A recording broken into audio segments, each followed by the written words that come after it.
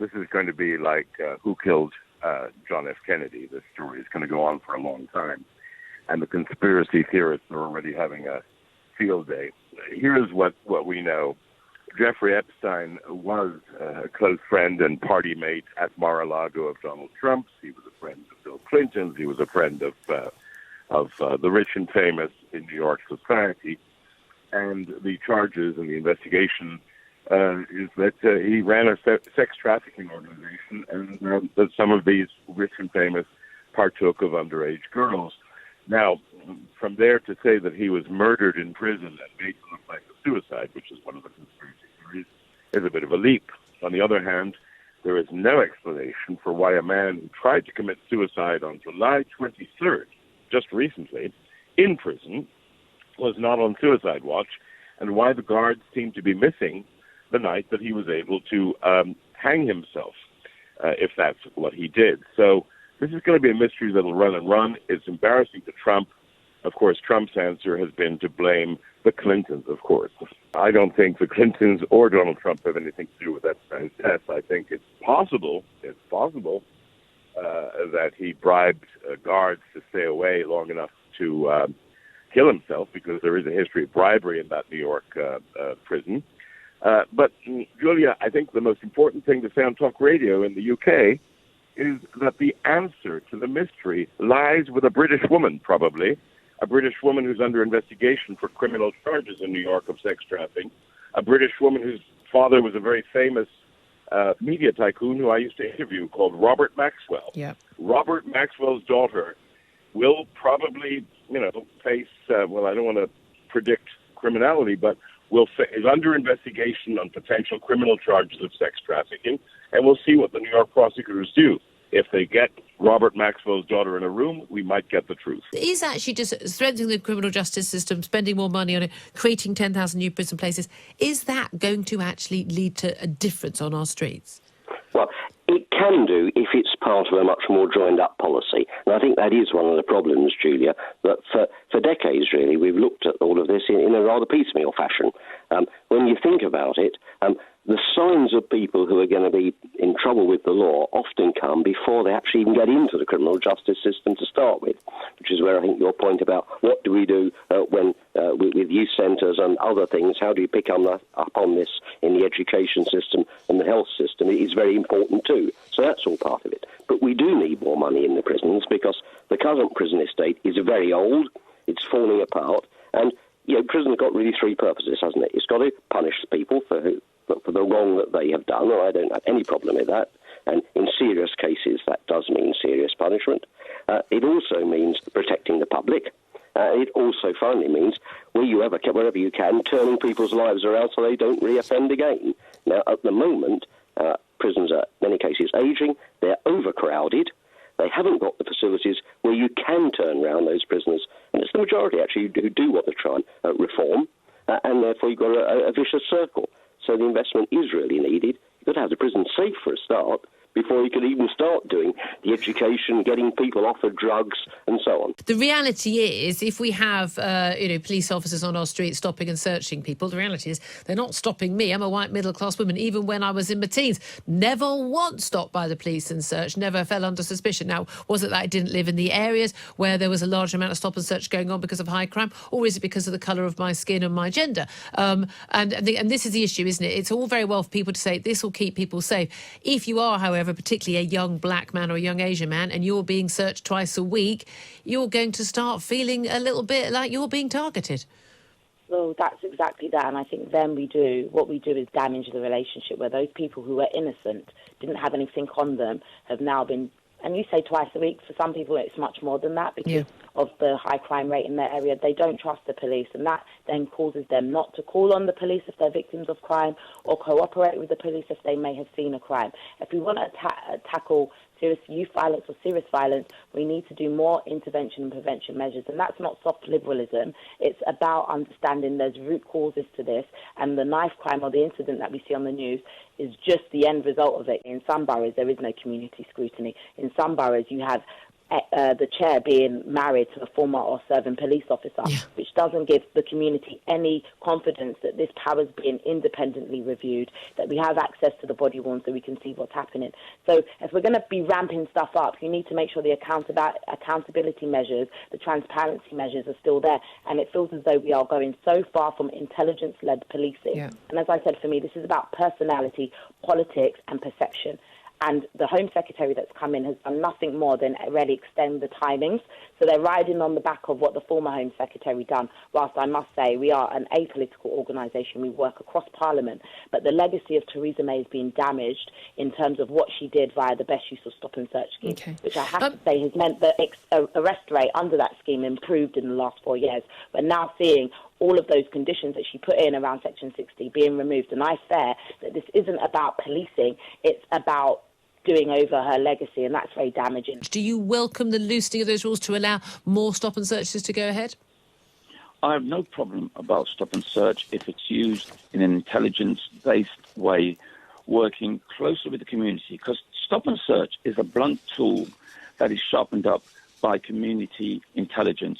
So the more trust and confidence you have in the community, or the police, the community having the police, then you will see more intelligence. And if you're making them feel more safe and secure, they're more likely to not only give you information and tell you what's possible and where the feuds are, but also more chance of them challenging their own youngsters and other people. Say, listen, don't carry a knife.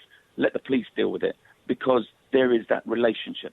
And where you have had a cut in community officers and safer schools officers, and those ones that build bridges for the community, you're finding that disconnect, and you're starting to see less information, less trust and confidence, and more weapons being used. I don't think anyone has any objection from being stopped and searched if the officers are giving them clear grounds for the stop and search, what they're looking for, and working with that person with respect and dignity. Then, because I've been stopped and searched, admittedly after I retired in 2013. But, as long as the officers are being respectful and treating you with dignity, I think everyone understands it, especially if you say, listen, I'm stopping you to save your life. So, and those of others.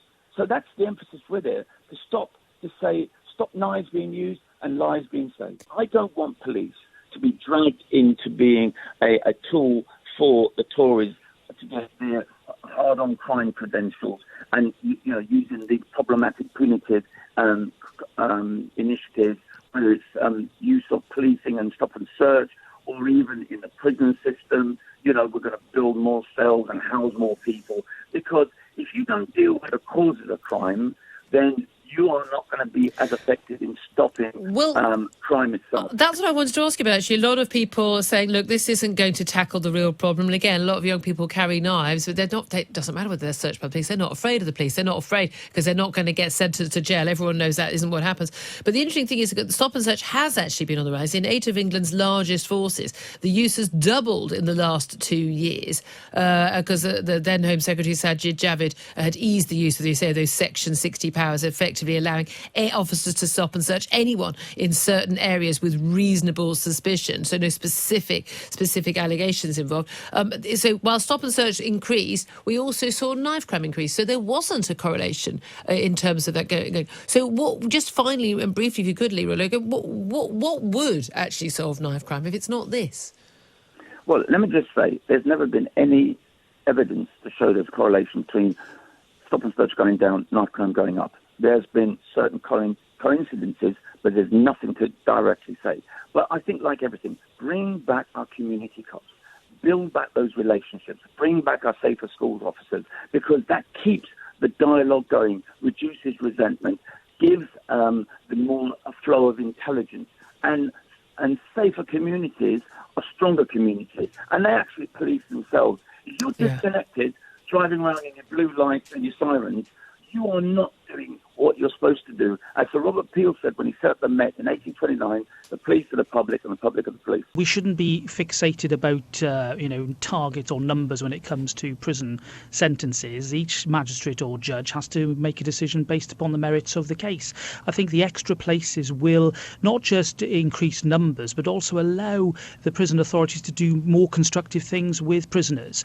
There's no doubt that overcrowding leads to less purposeful activity. If we can get prisoners doing work and doing, educational courses and the sort of rehabilitative stuff that reduces victims of crime, reduces reoffending, then that's got to be good for the system and good for the public. How long is it going to take for us to actually see this tanker turn around? Even if this does work, how long until we've actually got those prison places, got more of those people behind bars, perhaps being able to start rehabilitate them, if that is possible? What year can we say, okay, that's the year, benchmark year, we can judge whether or not Justice Secretary Robert Buckland has succeeded this? Well, look, my work will never ever be fully done, but I can say that the new prison process, the new prison building process, will take place over the next 5 or so years. So we're looking to the mid-2020s to get these new places sorted out.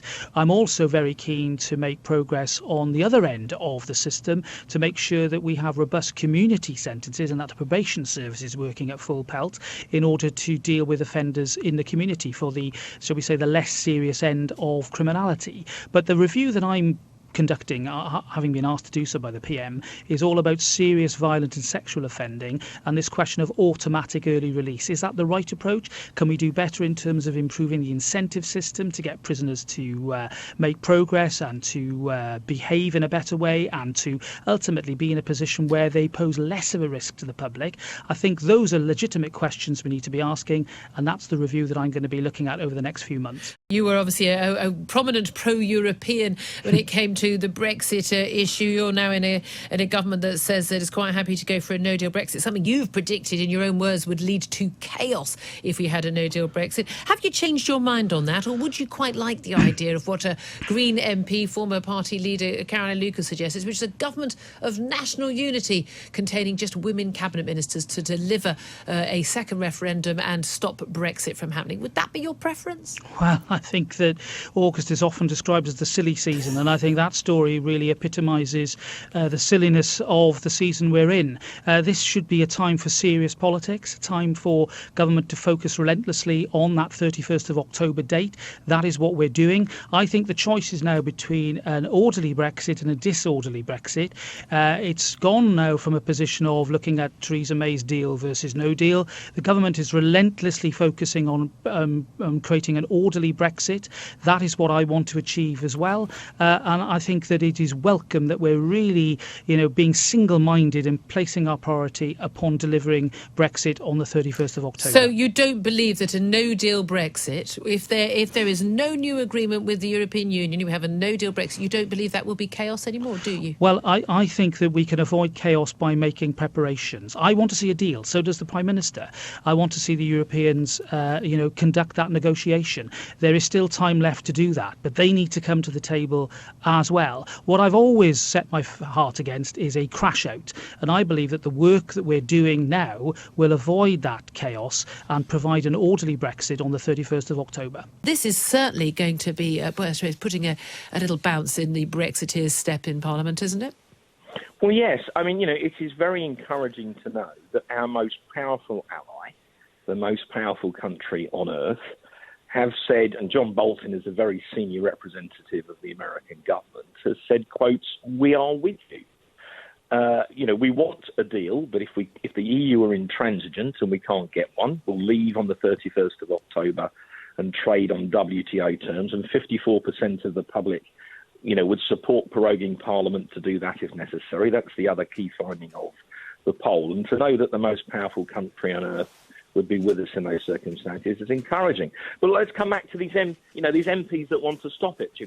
There's been talk of some kind of government of national unity in order to save us from a no-deal. I mean, what a lot of old rubbish.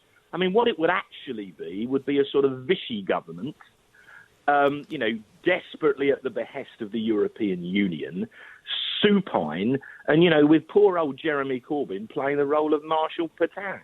Looking slightly old and doddery and a bit confused about what was going on around him. I mean, we don't want a Vichy government in the United Kingdom. We want a confident, front-foot, determined government which is going to honour the result of the referendum. And, the one politician in this country that's always frightened the EU bureaucrats is Boris Johnson. Why do you think I voted for the bloke? The illegal drugs industry is always morphing, changing and adapting. And that is why the war on drugs is never going to be won. And this is a perfect example of that. Resources were applied to inner cities. So what do the bad guys do? They then say, OK, let's take the industry elsewhere. And, of course, law enforcement now is just trying to play catch-up. But it won't, because by the time it has got across the county lines issue, the industry will have changed identity once again.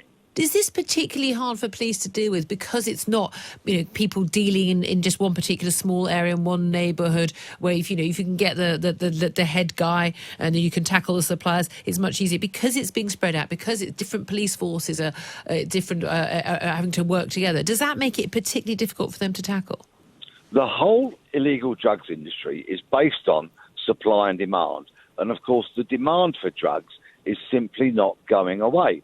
So those who are involved in the supply side of the business are always changing and looking at new ways to get drugs into the country, to then distribute drugs around the country, and which is why law enforcement is forever chasing its tail, and the problem doesn't go away, because meanwhile people die because of polluted batches of drugs, and the criminals continue to get richer and profit and, quite frankly, laugh at law enforcement's efforts. The idea that they are going to do deals which are good for Britain at the expense of America is simply naive. But that's a very naive view of negotiations. There are plenty of negotiations to carry out which are win-win. Just because one side does well doesn't mean the other side doesn't benefit. And in fact, British and American consumers would both benefit from there not being tariffs imposed on our goods when they're exchanged. That's just an extra tax. Yes, but if it was that easy and there were win-win sectors, why don't they list them? All the evidence that I have seen,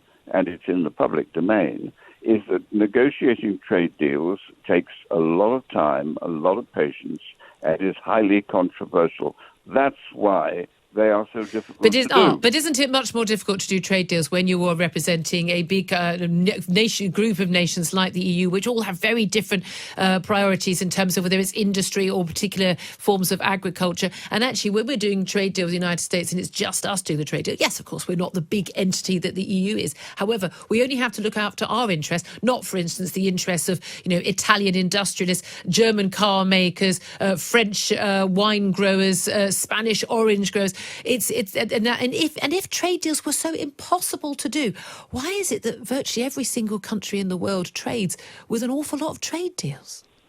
Because they have taken decades to put in place. And you're quite right to point that there is a divergence across Europe in the nation states. And that just goes to prove that actually the nation state is fundamentally important in the composition of European politics, which, of course, is self-evident to anyone who knows anything about it. I don't know any French or German people who feel themselves less French or less German. It's simply a sort of a delusion of the sort of Brexit campaign that the nations of Europe have been submerged under a sort of welter of Brussels bureaucracy. The ultimate defense of the citizen in this country depends on three things, actually. One is the ability of the media to probe and expose. The second is the ability of the courts to uphold the law. And the third is the individual will of members of parliament to call the executive to account. And that's why our constitution is admired. That's why the mother of parliament is respected across the world.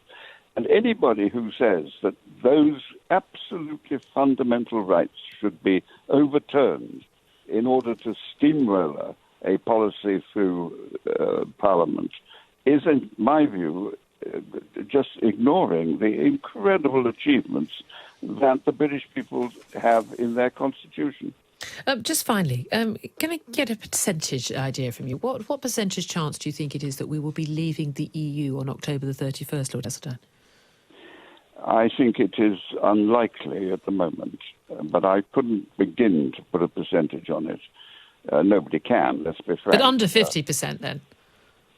I think it is now becoming less likely that we will leave, and even less likely than that we will leave with no deal. And it's all to play for. Public opinion is pretty evenly balanced on many of these issues. Well, it is evenly balanced still fairly on the Leave Remain issue, but it does appear from this poll, this Comrades poll today, that in terms of people believing that the MPs are out of touch with where the public is on this, it does suggest 9 out of 10. That's, I mean, even with a polling error, there's a very, very large margin of error. That is a lot of people who think that Parliament is out of touch with the people.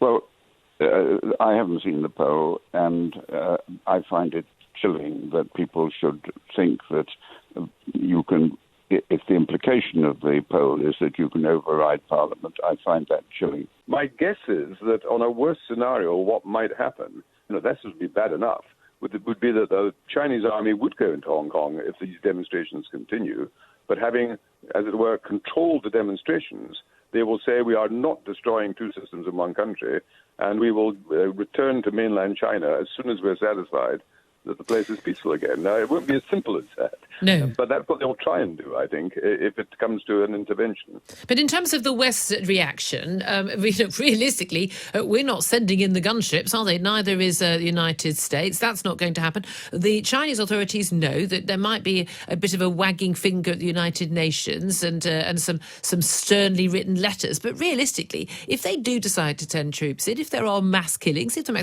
mass roundup of protesters, people are hauled off to the Chinese mainland and disappear into the prison system there, as it's already been happening, but just not officially. We're not in the West going to do anything about it. Does that tell us something about our role in the West and the power of the United Nations and indeed the waning power of the West?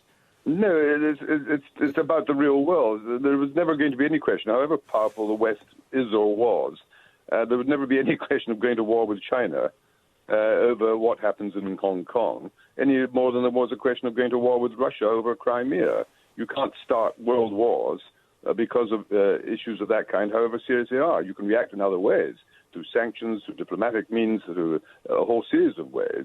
But the harsh reality is that Hong Kong is legally part of China. This is not a situation of China, as it were, threatening to invade another country, but Hong Kong is also unique. It is an international treaty that governs Hong Kong, and therefore the rest of the world has a legitimate right to try and put pressure on China, but nobody in their wildest dreams or nightmares is contemplating some sort of military reaction by either Britain or by the West. That would be absurd and meaningless. You're a Remainer. Do you believe that what Philip Hammond's saying is right? Say, look, we didn't talk about it. There's no mandate. There's no more a mandate for a no deal than there is for no Brexit.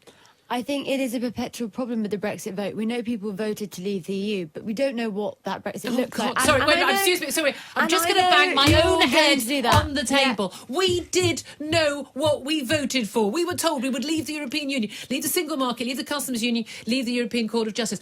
How many years must 17.4 million people be told we didn't know what we voted for? That's not exactly what I'm saying. What I did say was that it wasn't on the paper when people voted for it, right? Because you can't vote on a deal. Neither was remaining in the EU with an EU army. There's no EU army. Oh, it's a dangerous fantasy. There's going to be an EU army. But That's I think what they're planning the for. most important thing here is to remember that actually what the final deal looked like, necessarily because we haven't negotiated it, wasn't on the ballot paper, right? And we can agree on that. Oh, come on. Genuinely, I need to move another topic. I don't like to say I speak for other people on this. I speak for myself. I really do think that I am speaking for 17.4 million people right now. 3 years, 2 months now, we have been told we're not just racist and xenophobic. I didn't say that. I know it never said you said that. But it's this idea that we didn't know what we were voting for. If that was the case, if we'd been lied to, and it was all a big lie, we would have worked out by now that we'd made a terrible decision. There is no evidence that anyone has changed their mind. The more information that comes through, the more I, certainly as a Leaver, am more and more convinced, good God, I made the right decision. Whether people agree with someone's vote, it's perfect. I completely understand why someone would vote it remain.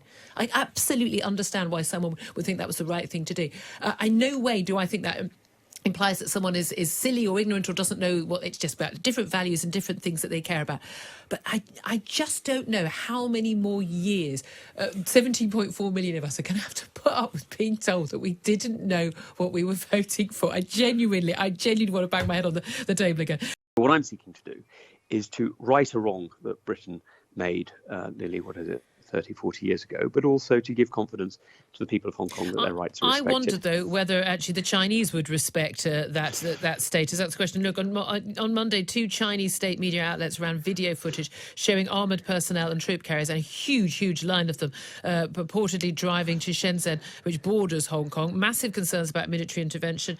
Of course, Donald Trump yesterday tweeting that China was moving troops to the border. I don't know whether he'd just seen it on Fox News or not, or actually got the actual information from his security advisors.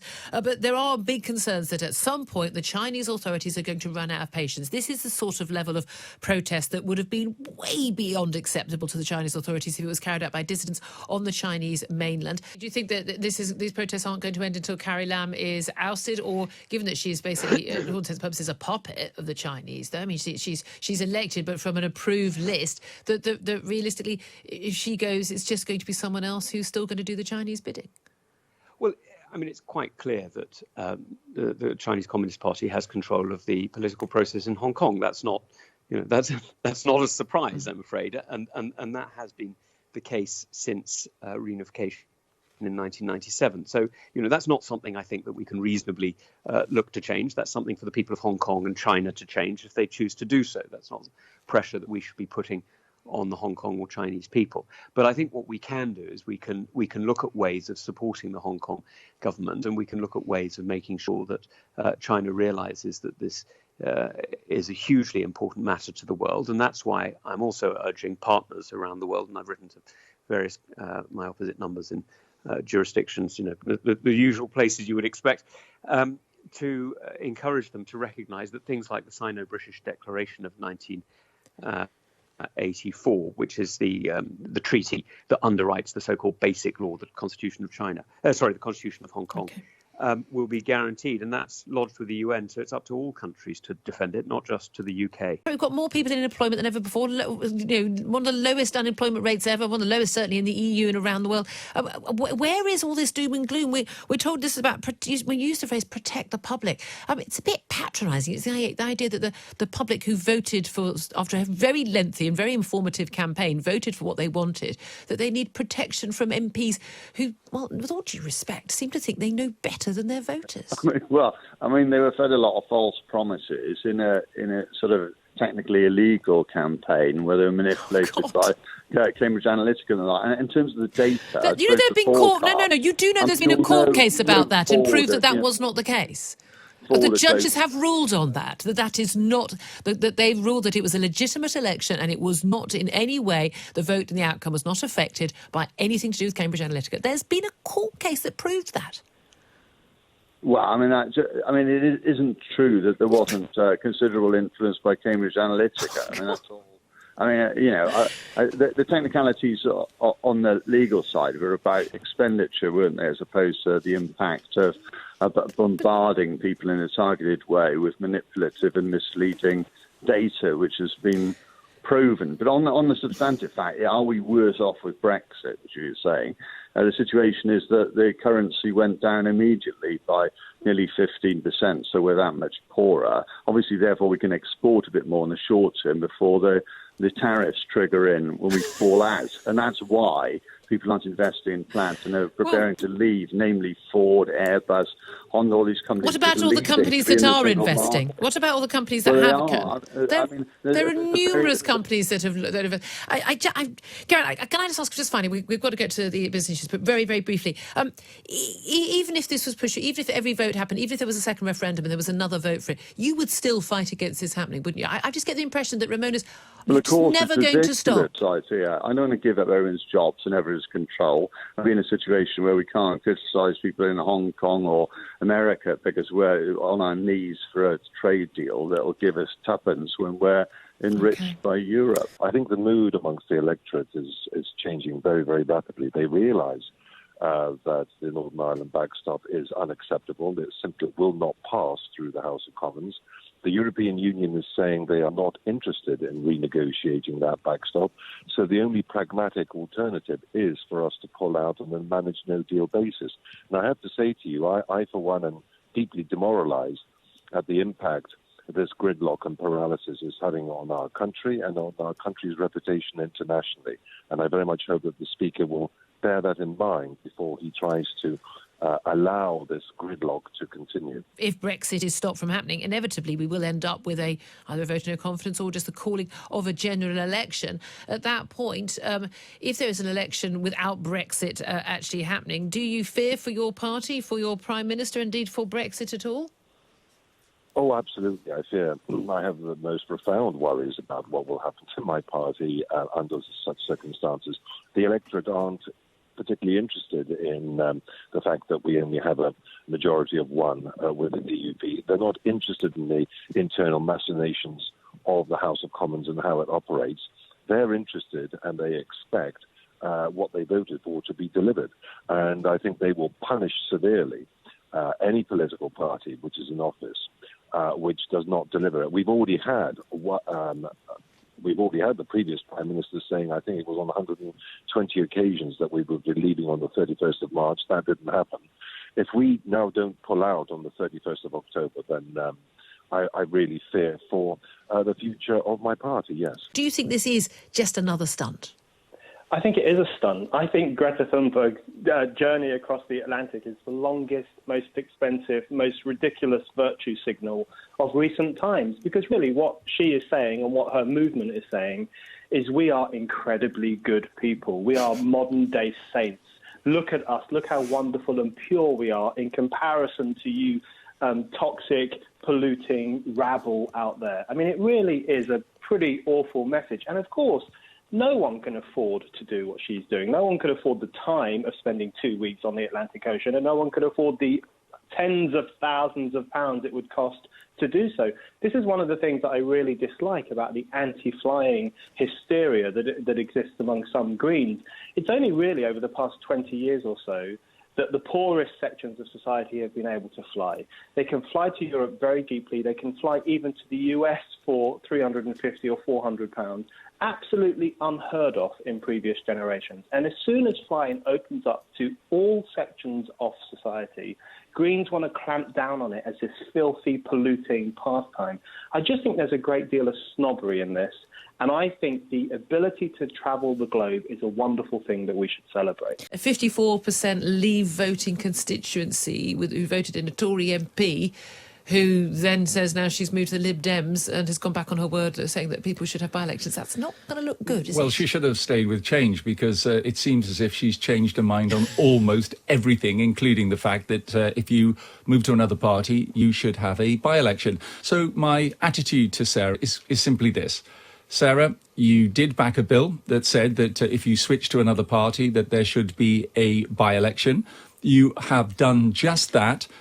When Parliament gets back in September, you should do the decent thing, resign your seat and fight a by-election as a Liberal Democrat. It's as simple as that. You believe in a people's vote. You believe in a second referendum. Well, there's been so much fundamental change with your position. You should literally do the decent thing and resign. I'm going to consult with my colleagues to whom it's also been addressed, and I will reply to him in due course.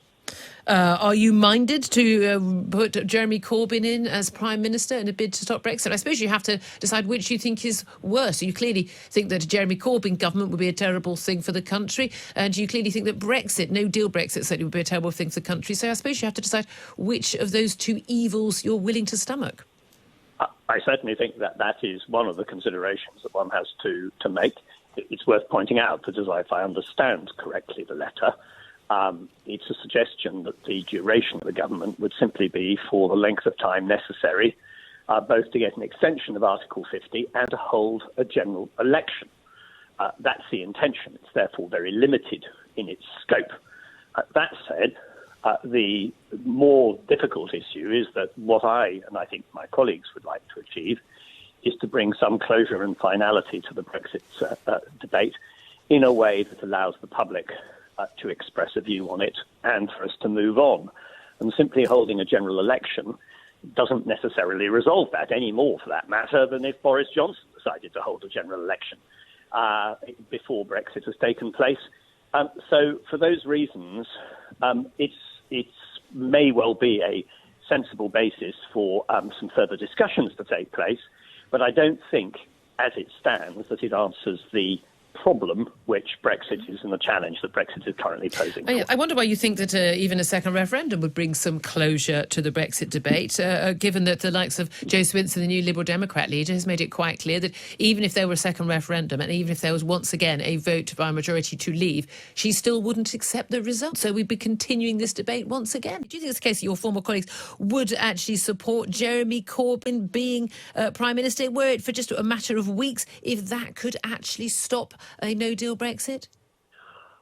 I think the difficulty they have is they are not certain that that would happen. In other words, they would blow up their career. Many of them are long-standing members of Parliament and members of the Conservative Party.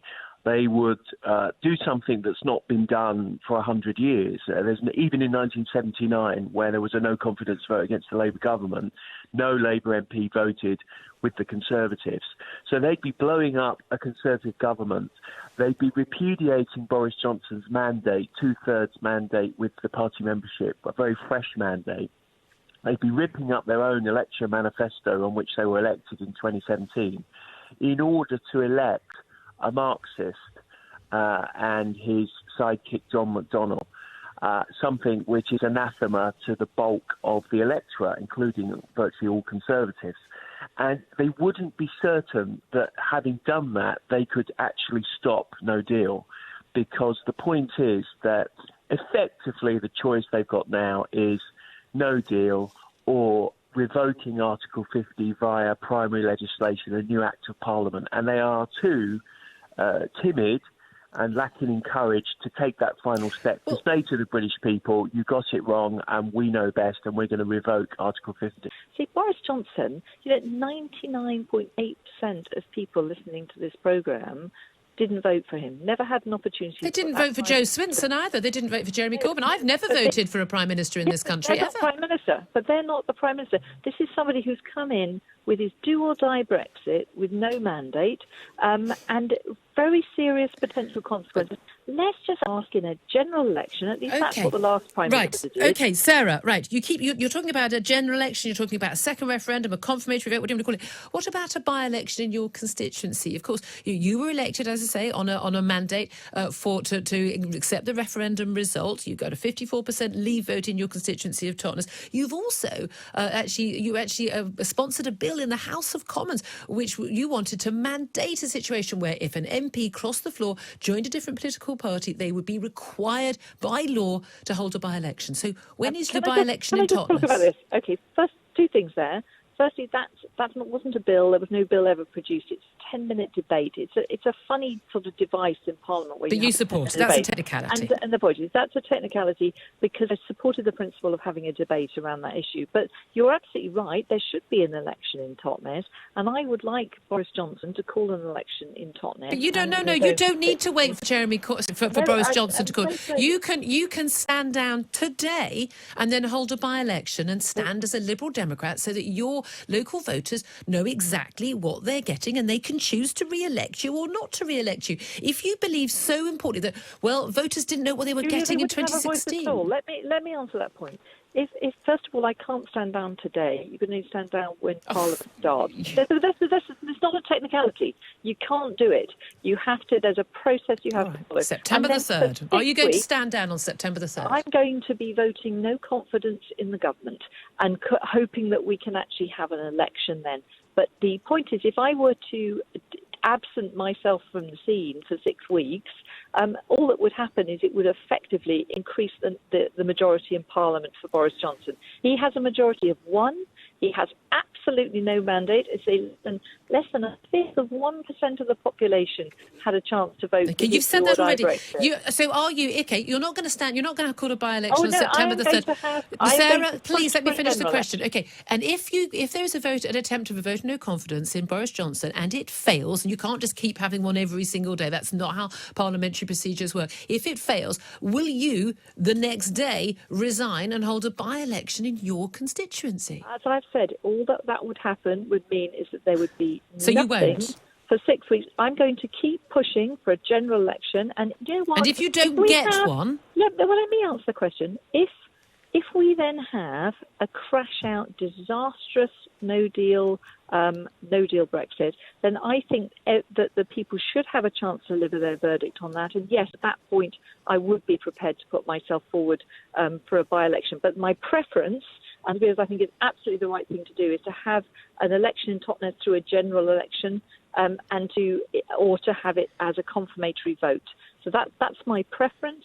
But yes, of course, the people in Totnes need to have a say. But doing it in the period of a constitutional crisis, they would lose their voice altogether. They wouldn't have a say in time. Well, they don't have a say right now. They elected a Tory MP who backed Brexit. Actually, but I would point out, Julia, that I was selected by a fully open postal primary. So my constituents know that I'm a very centrist approach. They know the reasons why I could no longer be a Tory. And in fact, the overwhelming response of my constituents was very positive about me. No, I'm sure it is. I'm sure you're a very good local MP. And you're an MP that I hugely respect. And I think your work on the Health and Social Care Committee, just because people disagree on Brexit doesn't mean they can't respect and admire and like each other. But the reality is, all the grounds on which you are demanding that we have a vote of no confidence in the current government, that we stop no to Brexit, that we have a second referendum, those are exactly the same moral cases you can give for someone to insist that you stand down right now and have a by-election, and yet you're refusing to do that. Aren't you picking and choosing when you feel strongly in democracy and when you don't? No, I'm not. I'm saying that by me absencing myself and there being literally no voice whatsoever in Totnes, it wouldn't be time for people to have a say if it was a single by-election. That's what I'm trying to say, Julia. So it's pointless.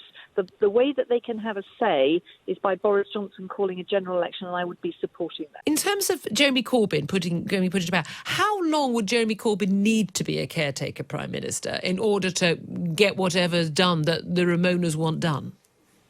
Well, I think that would be up to the agreement that came together between the different parties to resolve that. I mean, I think to be fair to the leader of Her Majesty's opposition, he has made it clear that he would do that for as short a period as possible to get the situation moved on and take the situation back to the country. That seems to me a perfectly reasonable position to begin a debate on. And in terms of the likelihood it's all coming to happen right in a very small space of time, I mean, we're already in the second half of August, 3rd of September, MPs return. Are we expecting a vote of no confidence almost immediately when Parliament returns, or are we going to be waiting until after there's an attempt to amend legislation on the 9th of September, we're told? How soon is this all going to happen, if it does happen?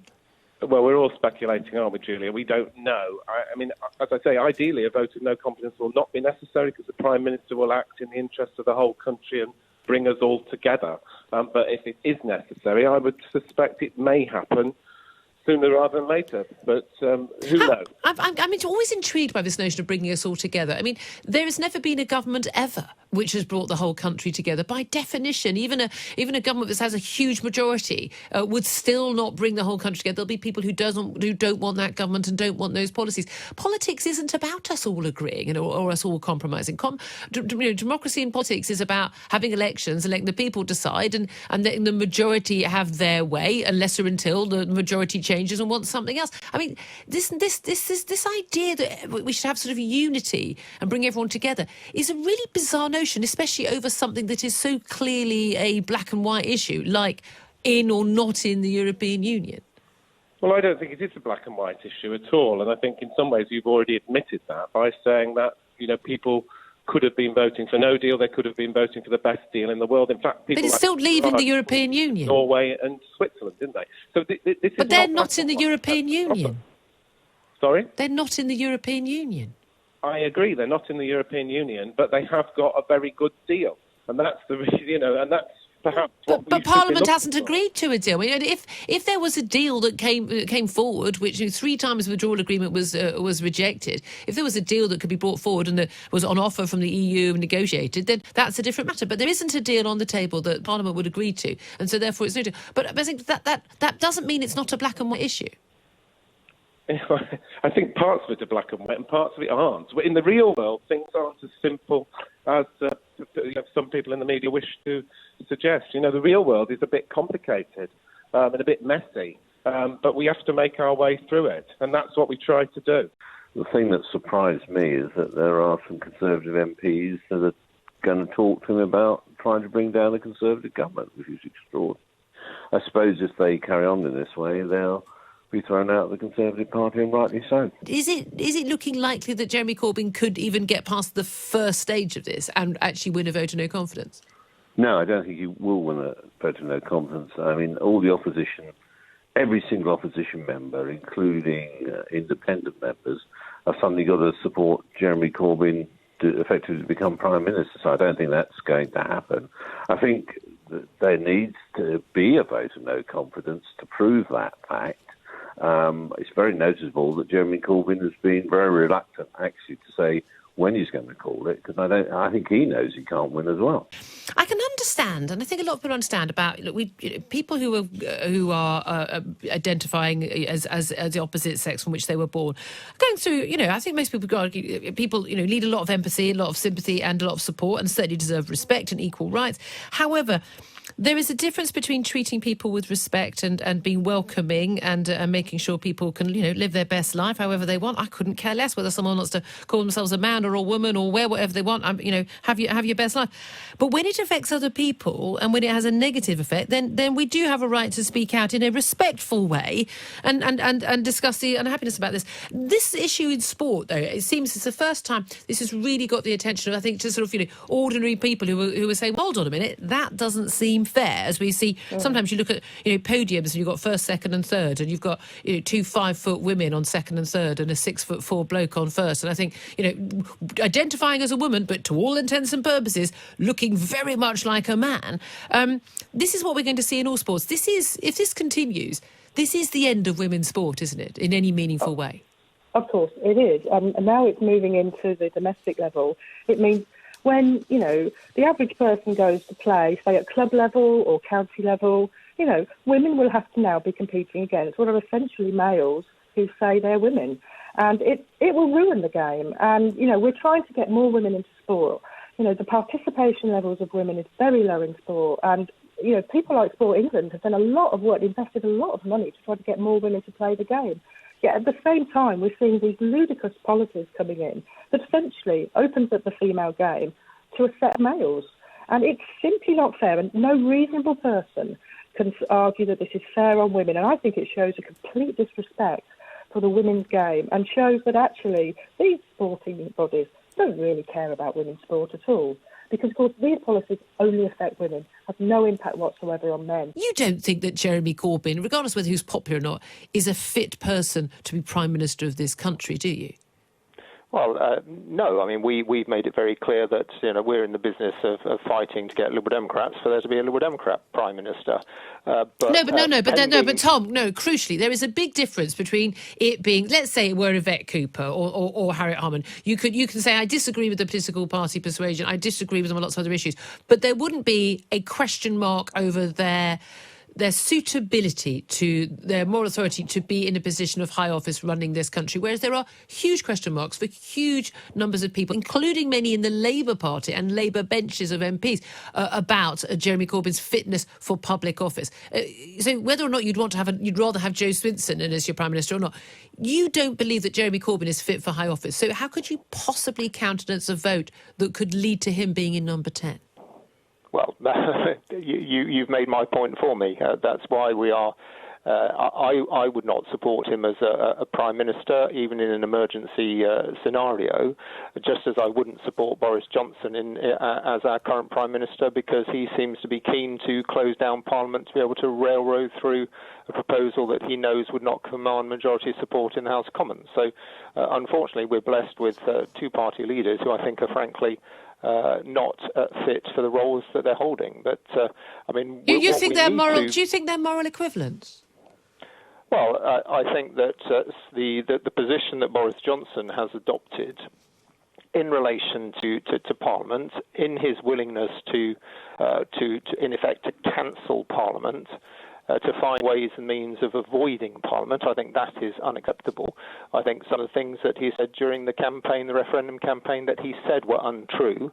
I don't think our Prime Minister, any Prime Minister or party leader, should be in the business of making things up, and I'm afraid he did that. Well, there were lots of things that were said in the referendum campaign that were untrue, crucially, that parties like the Liberal Democrats would respect the outcome of the referendum result, which you're not doing. We've got a third of all our children, between 10 and 11 that are obese. We need Jane,